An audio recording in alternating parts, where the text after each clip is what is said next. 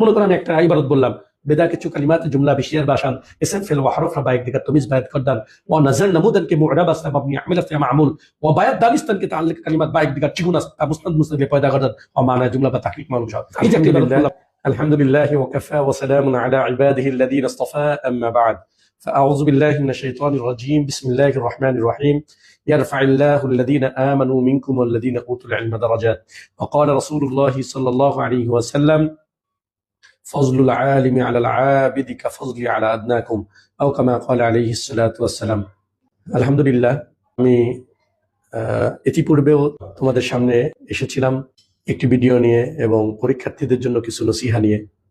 আসলে আমি পড়াশোনা করেছি ফরিদাবাদ মাদ্রাসায়, এক যুগ নাহভী মীর জামাত থেকে দাওরায়ে হাদিস ইফতা শেষ করে জামিয়া রব্বানিয়া আরাবিয়া দেশের শীর্ষস্থানীয় একটি মাদ্রাসার মধ্যে থেকে একটি। এই মাদ্রাসায় প্রায় এক যুগ 11 বছর লাগাতার সেখানের সিনিয়র মুহাদ্দিস এবং পরীক্ষা বিষয়ক এবং বেফাক বোর্ডের সম্পূর্ণ জিম্মাদার ছিলাম। এখন বর্তমান নদওয়াতুল উলুম আশ-শারঈয়্যা নামে একটি প্রতিষ্ঠান যেটা প্রতিষ্ঠা করেছি এবং 1 বছর শেষ হয়ে 2য় বছর রানিং চলছে। আসলে তালিবুল ইলমদের প্রতি ব্যথা, দরদ, ভালোবাসা এটা আমার ভিতরে খুব কাজ করে সবসময়। ছাত্র জামানা থেকেই আমি যখন রেজাল্ট একটু ভালো করেছিলাম, ছাত্রদের মধ্যে থেকে বিভিন্ন জামাত থেকে গ্রুপে গ্রুপে আমার কাছে মশওয়ারা নিত।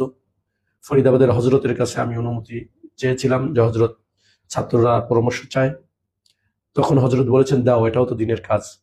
সে সুবাদে আমি বিভিন্ন জনকে বিভিন্ন রকমের রাহনুমাই এবং পরামর্শ, কোন কিতাব কিভাবে পড়বে, পরীক্ষার প্রস্তুতি কিভাবে নিবে, অল্প সময়ে বেশি পড়ার কৌশল এবং পড়াটাকে আয়ত্ত করা এবং রাখার, এগুলো আসলে বলতে বলতে বলতে বলতে এক পর্যায়ে বলার একটা অভ্যাস তৈরি হয়ে যায়। পরবর্তীতে যখন রব্বানিয়ার খেদমতে এসে ছাত্রদেরকে নিয়ে প্র্যাকটিক্যালি মেহনত করি, তখন অনেক সমস্যা, অনেক বিষয় নিয়ে ছাত্ররা আমার সামনে আসে, পড়া মনে থাকে না, ইয়াদ থাকে না।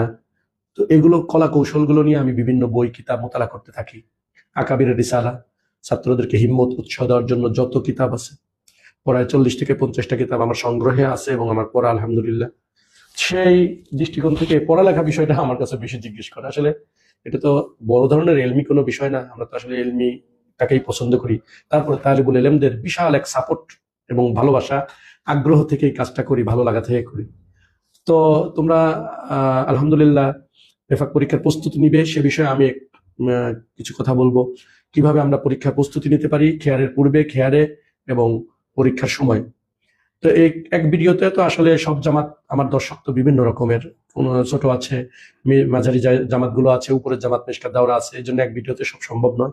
আজকের এই ভিডিওতে শুধু তাইসির এবং নাহভী